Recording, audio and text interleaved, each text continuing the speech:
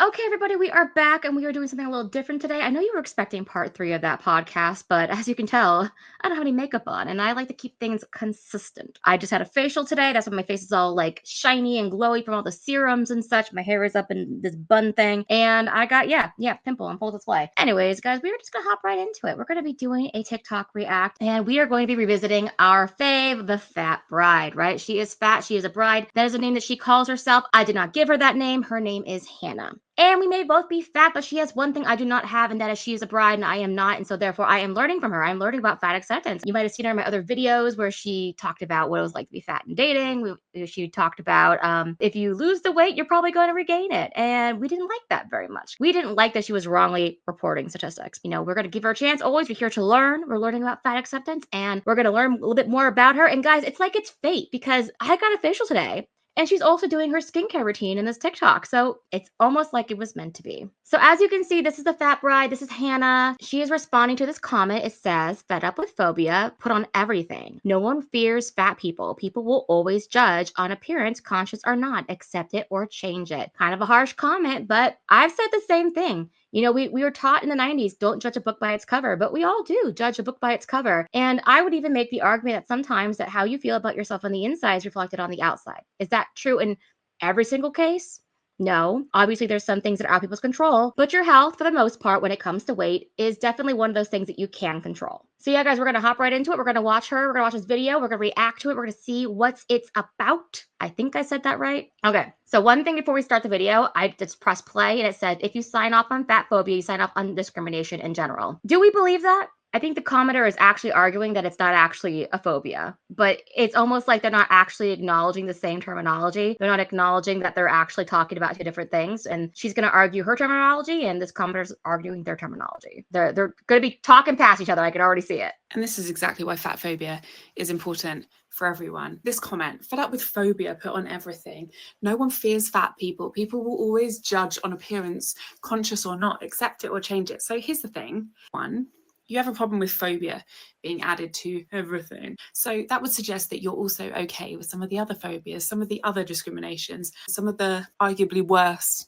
ones, right? You're clearly someone who thinks that you should just be able to say whatever you do, discriminate and stigmatize people however you want, instead of creating an equal world for everyone, regardless of the issues that they face or where they're from or what they look like. So that in its...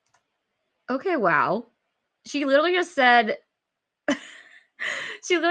if you have a problem with the word phobia in general, that means that they're also like okay with like all the other phobias. So like what about like xenophobia or different religious phobias, maybe different racial phobias. I mean, that's a lot to presume, Hannah. I mean, on some of those things I mentioned are like you can't help if you're from a different country, right? Like, and if you're like I'm from this country, like why are you afraid of me? You can't help if you're a different skin color. Of course, Hannah believes that you can't help it if you're fat. So no wonder she would see it that way. In itself is disturbing. And that's one of the reasons that fat phobia is so troubling, is because it is intersectional, and because discrimination and stigmatization of one group of people being accepted in one area tends to mean it's going to be accepted in other areas. It's also the fact that fat phobia is really inherently racist. There's also a lot of sexism and misogyny in there, you know, controlling women's bodies.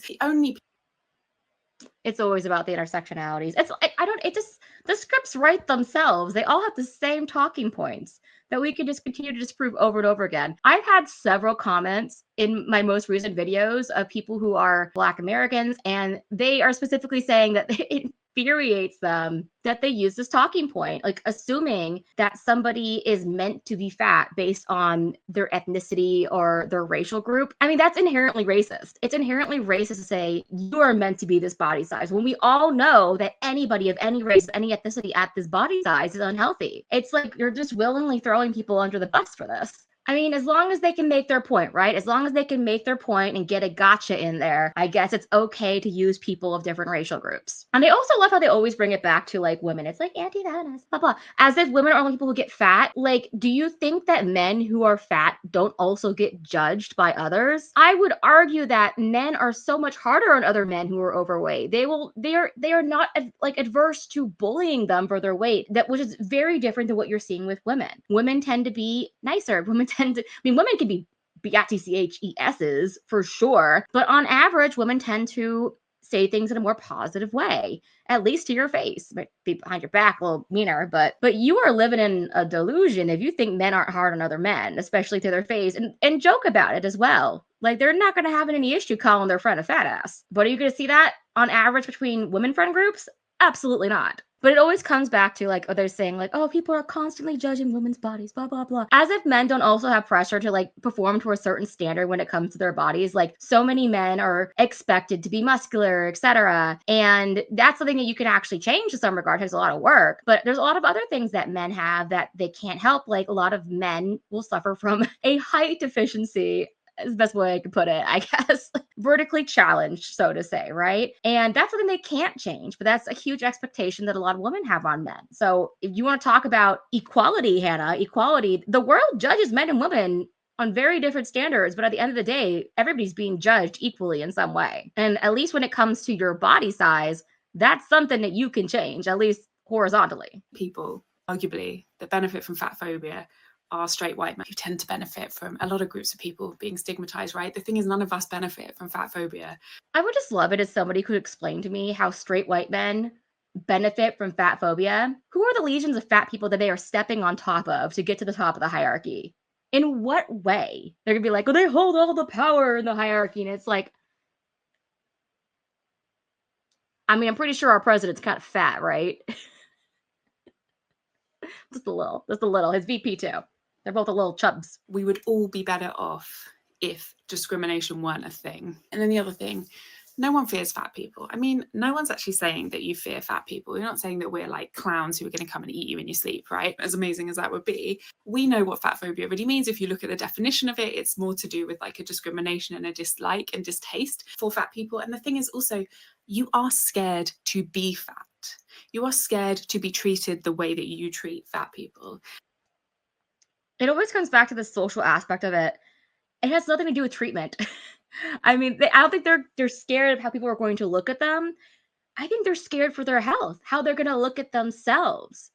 It's difficult to look into the mirror and be like, geez, I'm so dang unhealthy. Like, I wish I was healthier. I talk about this all the time. I look at my thighs every single day and I'm like, I want the fat to come off those thighs. I lost a lot of fat. Fat's not coming off the thighs. Okay. I'm fat phobic towards my thighs, I guess.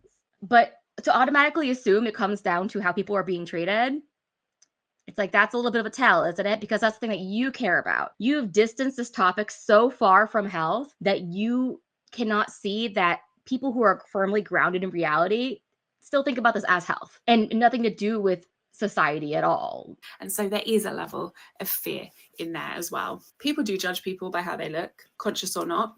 You can choose to question that judgment. You can choose not to give in to your knee-jerk reaction when you see someone. You can choose to have nuance in the way that you see people and the world. And you can choose to not moralize issues that people can't control. People can't change their race, so why would you discriminate against them for that reason? She literally made the argument right there. She literally made the argument, you can't change your race. Why would you discriminate against them? And now she's going to equate it to, you can't change if you're fat. Why would you discriminate against them? Who said that we're discriminating against fat people? We're just telling them that they're unhealthy. I'm unhealthy. I'm fat. I know this. That's not discrimination. Telling the truth is not discrimination. You know what actually is discrimination? Like, we could just go through history. Like, we could start in the 1800s and be like, slavery, let's see, voting rights, the ability to buy land and property, the ability to live in different neighborhoods without redlining. What about being able to walk into a coffee shop and order a coffee without being discriminated against or refused service because of the color of your skin? Is any fat person walking into a coffee shop and being refused coffee because they're fat? Like, seriously, answer that question for me. I want hardcore specific examples, and I'm not talking about J-Bay at the airport and somebody refusing to push her in a wheelchair because she's however many pounds and somebody did not want to physically hurt themselves by having to push her around. People can't change whether or not they're disabled, so why would you discriminate against them for that? People can't change their sexuality, so why would you discriminate against them for that? And the reality is, most of us can't change our body size, so why would you discriminate against them for that? And even if you could, I'm seriously losing my mind over here. I'm seriously like, I should be touching my face, okay? I just had a facial. I don't want it to get like irritated. Ugh. How many times do we have to say it? Fat is not an immutable characteristic. Stop lumping it in with race, sexual orientation, and disability. It's offensive. It's seriously offensive. You're talking about being offended because of this person having an issue with the concept of fat phobia. Everything that's come out of your mouth is the most horrifically offensive thing. I mean, we're talking about groups who had like real problems. I'm sorry. It was like legitimately real problems in the history of the world. Change it. Does that justify you discriminating against them? No. All you've really done is tell on yourself that you're a really bad person. You're probably also transphobic and homophobic and racist. Oh my god! Guys, tell me in the comments. Am I racist? Am I homophobic because I want to lose weight? And I think that this word fat phobia is kind of overused and overrated. She's just pulling out all the obias and all the isms.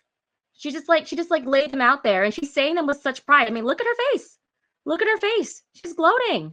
Girl, this is why people keep reacting in your comments. And if we want to talk about telling on ourselves, like, Hannah, you have proven yourself to not be a student of history. This is very much intellectual dishonesty when it comes to trying to report these facts, okay? I'm sure every disabled person, every person of a different ethnicity other than, a straight white man, and every person who is not straight is fully on board with your ideology.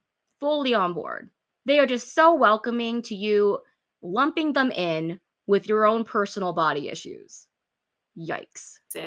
And ableist and all those other things because you're offended by the idea that people don't like discrimination. And this is why fat phobia matters, because it's not just about fat people, it's about all of us, and it's about a slippery slope.